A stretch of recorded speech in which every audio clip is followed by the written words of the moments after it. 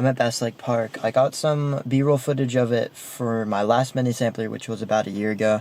I really like the location. It has some interesting places to shoot. It has animals. It's just really nice nature. I like to have a lot of nature in my B-roll, so that's where I'm going to be shooting again today. I got some earlier, like not from here, from a different place, just some trees I found that I really liked. I shot some B-roll there. But yeah, I'm going to be getting some more B-roll today. Probably a very short video, but yeah.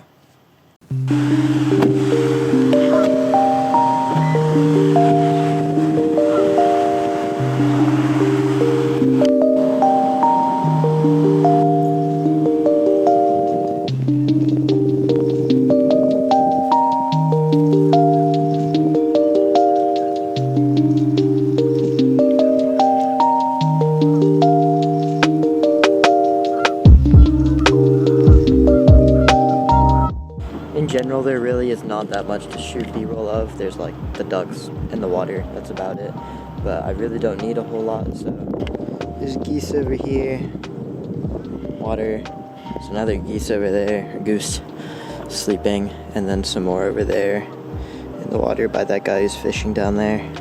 I can't really like get close to film them, so I really wish I brought my other lens, which zooms in a lot more, but it's alright. I should have brought that lens. I'm not really sure why I didn't, but yeah, it's alright. I can film what I can.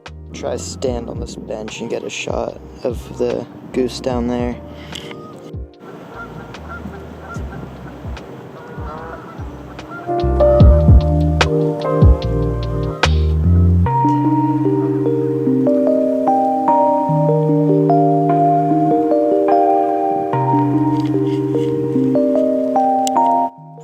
And I'm also just in general focusing on having motion in all of the shots, whether it's the water moving or I'm like kind of panning the camera or something like that. Just have a little bit of motion in it all.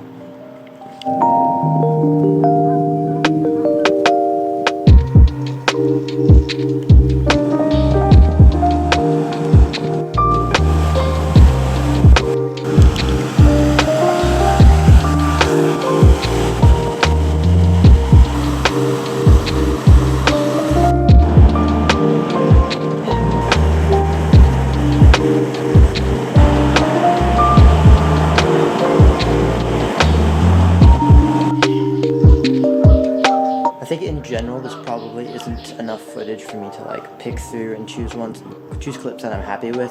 So what I'll probably do is I'll go on like a walk around my neighborhood or something like that and find some more nature kind of clips as well if I don't have enough. So if I don't, then that's that now, I guess. I said I was going to go get some more B-roll, but I decided I didn't need to. In the end, I decided to fill that spot with a slow-mo gainer switch combo, 10 of those, my first 10. I was really happy with that.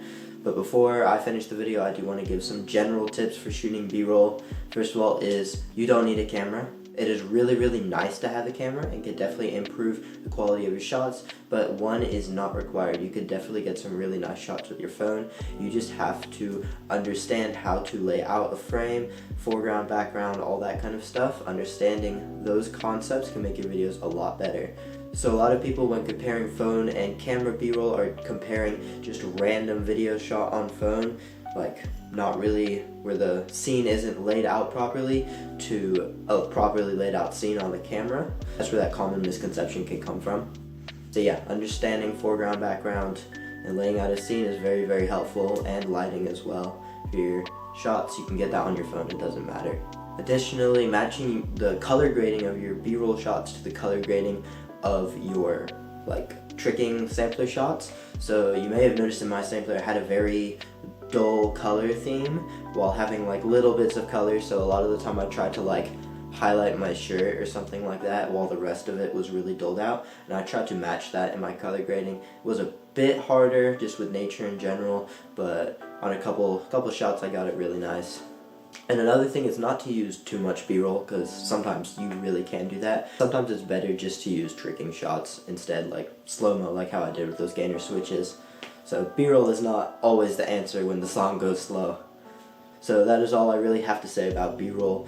It can be very, very complicated. It is a very subjective part of making samplers and can be very difficult, but in general, as long as you follow some guideline-based principles, then it really isn't too hard, and you can get really creative with it, and it can be a lot of fun. That's all I have for this video. It was the second part of a two-part series on creating a sampler, or at least the simplest way to create a sampler, in my opinion. Take what you want from it. You don't have to follow it. It's just my general thought process and how I made this one, and it's a process that I think works really well and can be replicated. So, yeah.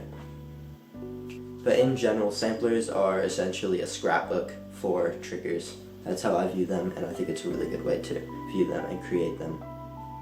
So, yeah.